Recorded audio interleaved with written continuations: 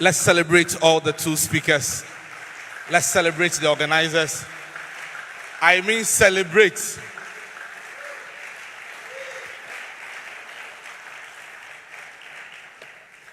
Good morning, everyone. I want to acknowledge the two speakers who have spoken before me. Those were very good presentations. I think that you formed a very important foundation for what I'm going to do and close today's summit with. The wall of my house is one that is designed more for aesthetics than for security. So it's one of those walls that when you are inside a house, you can see outside. You know those walls that they build and they create a certain space in it and then they fix in metals. It is more to beautify the house than to prevent thieves from entering. One morning I was in the porch exercising, doing my squats, struggling with my squats, when I saw a small girl come out of the gate of the house opposite ours. She could be between the ages of 3 and 5. So I was jumping, moving around, excited, all bubbly, and I was watching her. And I was saying to myself, Charlie, childhood is bliss. As she's jumping and moving around, she doesn't know whether there's food at home that day or not. She doesn't know whether there'll be money to pay her school fees that term or not. She's just having fun. Even though she was a child, you could see that she was a thing of beauty. Very beautiful young girl. And I said to myself, today she's a young child. In a few years' time, she'll become a big woman. Right after I said that, then a thought hit me. If my brain was a small girl some years ago, is this now a big woman? If my mind was a small child's mind some years ago, is it now a big man's mind? Has my brain grown? Has my mind improved? Am I able to do more sophisticated thinking now than I could do some years ago? For many of us, we are obsessed with our bodies. And we focus more on physical growth, which is good. Because if you're going to do exploits in life, you need to grow your body. You need to be fit. You need to be strong. Some of us are obsessed with our spiritual lives.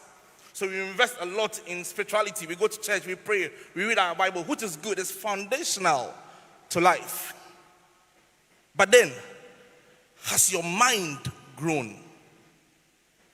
Has your mind grown? If your mind was the mind of a child, do you now have the mind of an adult? How much growth has your knowledge base experienced? How many skills have you acquired? Ladies and gentlemen, this morning I want to share with you a few thoughts I've titled The Roadmap for the New African. The Roadmap for the New African.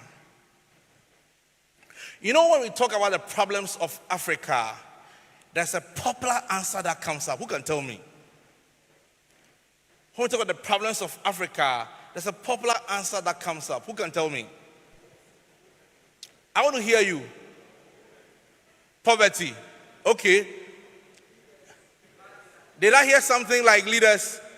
Somebody said leadership. Who can say another one? Corruption. Perhaps the most popular answer to the question, what is Africa's problem, is the subject of leadership. When we say that the problem of Africa is leadership, what we are also saying is that the problem is with the leaders. The followers are excellent.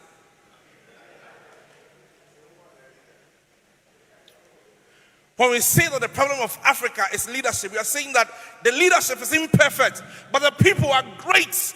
They are excellent. They are really good at what they do.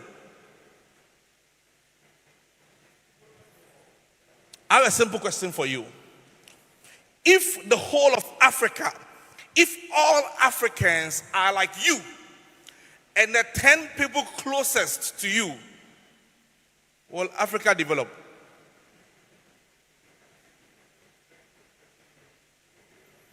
If all Africans are like you, and your 10 closest family and friends, if all Africans think the way you think, behave the way you behave, make choices the way you do, can we make this continent a first world continent?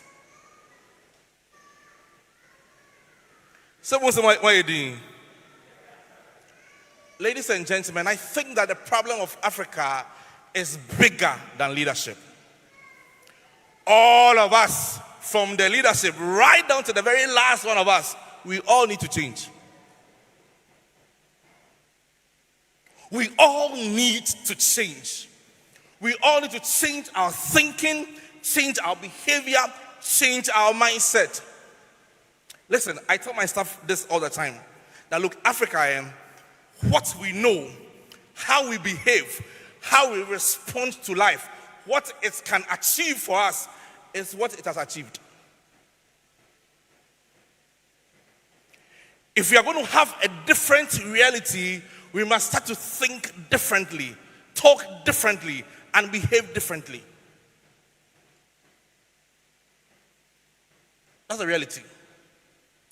So, how do we start the process of re-engineering the African? How do we create the roadmap for the new African? I have two ideas. One, change in mindset. Change in mindset.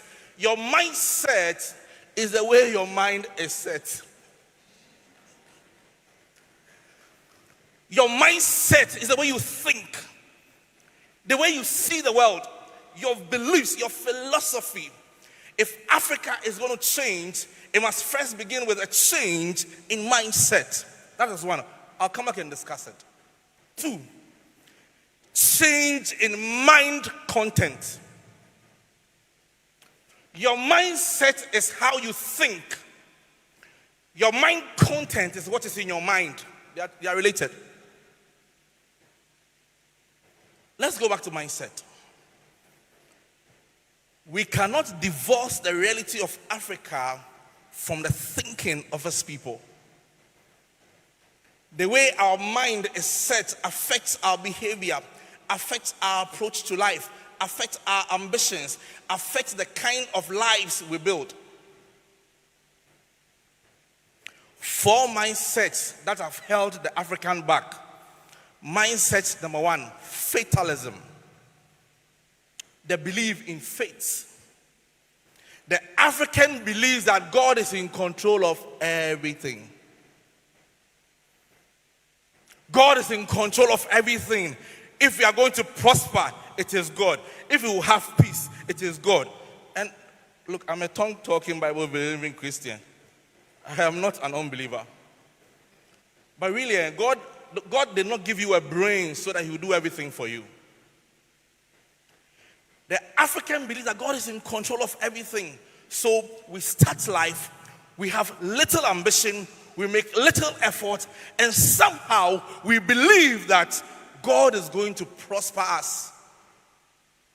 So our religions do not emphasize discipline, hard work, effort, intensity. We emphasize receive it, receive it, receive it. And somehow we believe that we are going to prosper in life by receiving it. We have been receiving for hundreds of years. Where are we?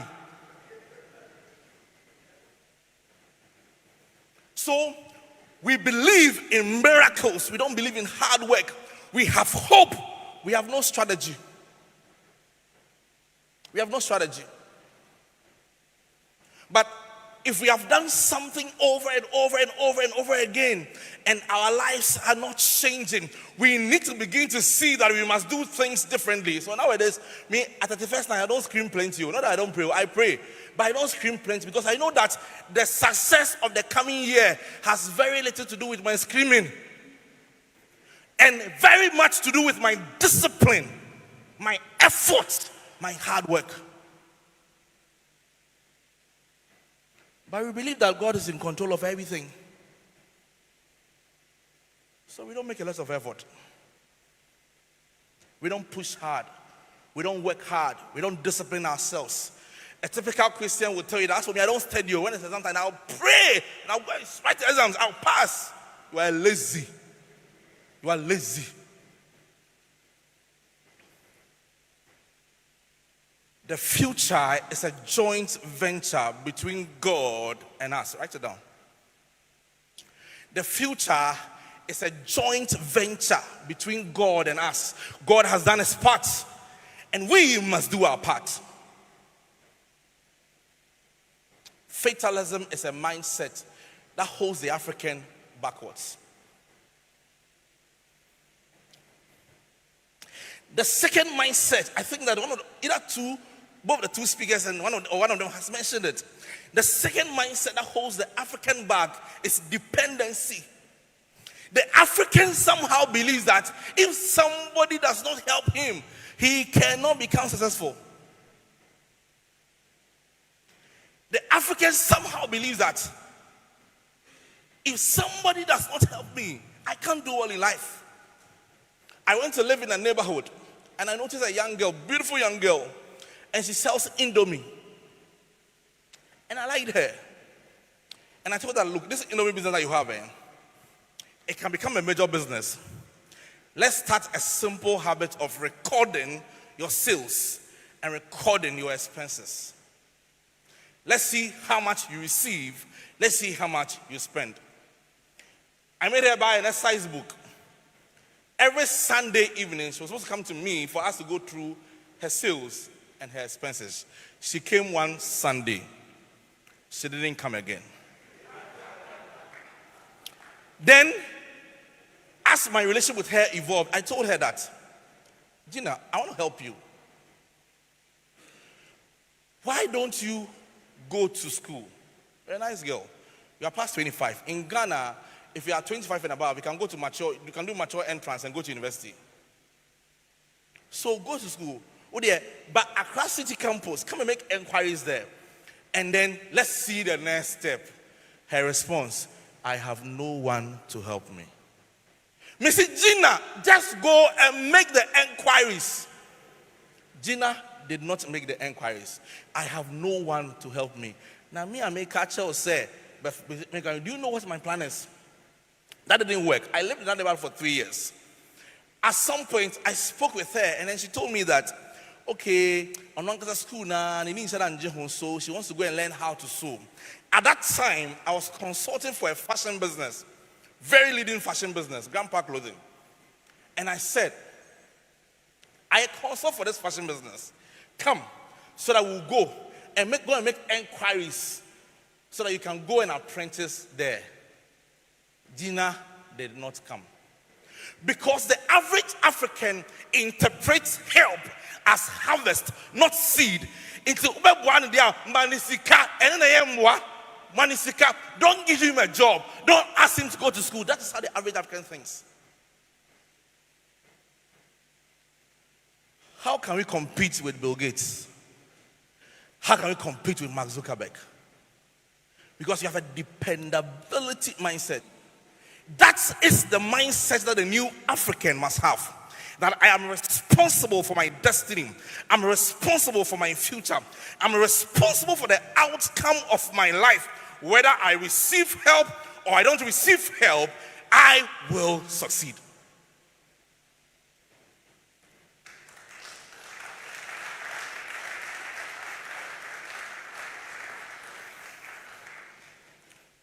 I know all of us have problems. I could tell you my problems too. All of us have disadvantages.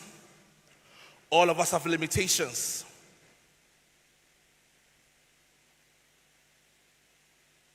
But you can overcome them. You can overcome them. No matter the limitations that dogs your footsteps, you can overcome them. The third mindset, closely related to the to the second is entitlement mindset. We are entitled. We are entitled. So you meet a young person who says that, I want you to mentor me. And somehow they feel that they are entitled to your time. When they call you every day, you must speak. Morning, afternoon, you must speak. We feel entitled. You hire people to work for you.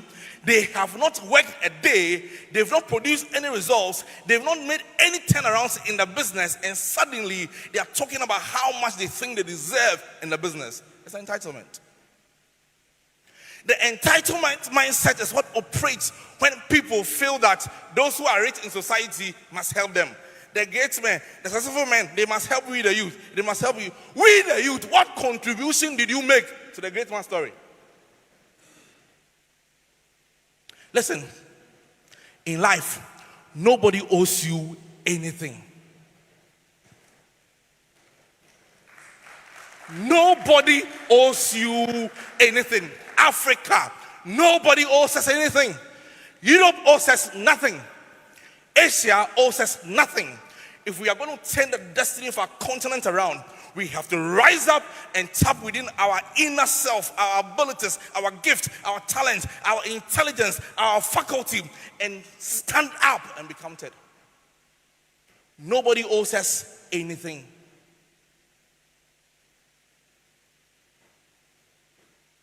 The fourth one, somebody also mentioned it. Everything that is African is inferior.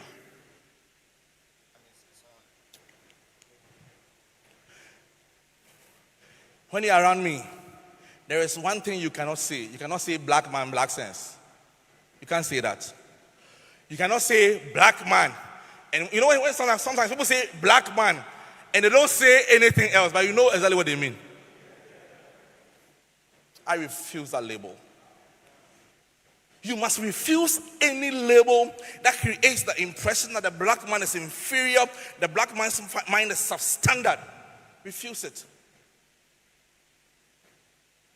You see, mindset is like a mold. You know, have you ever gone to a construction site where they are constructing blocks with a mold? A mindset is a mold. The outcome of your life cannot be different from the mold in which you operate. So the way I think will shape the outcome of my life.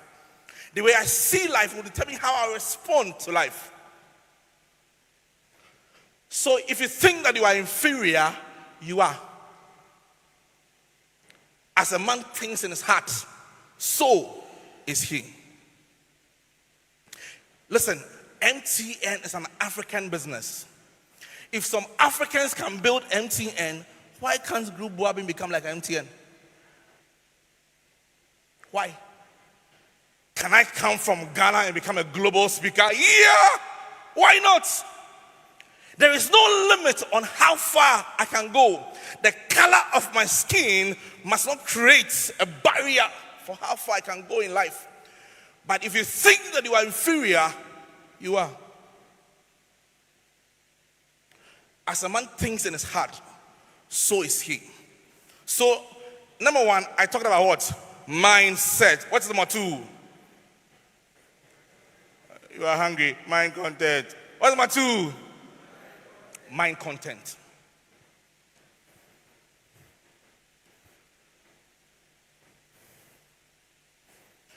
When was the last time you read a book?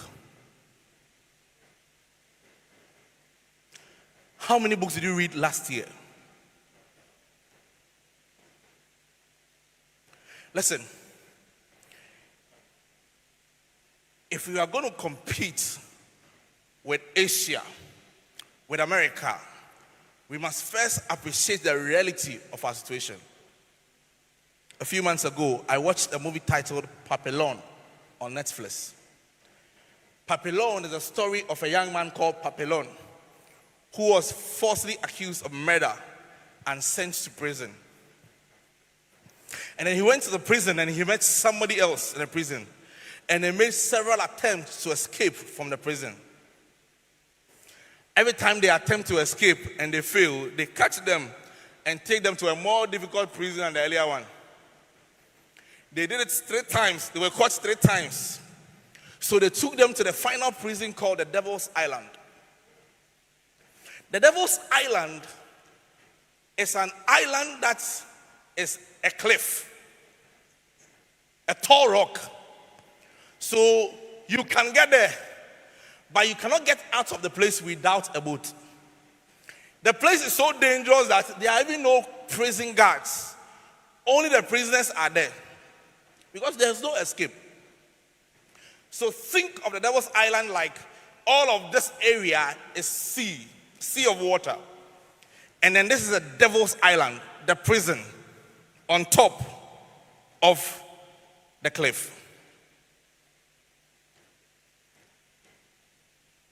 So one day, Papillon and his friend, the co-escapee that has not been working, they noticed that the current of the sea around the island, it moves away from the island.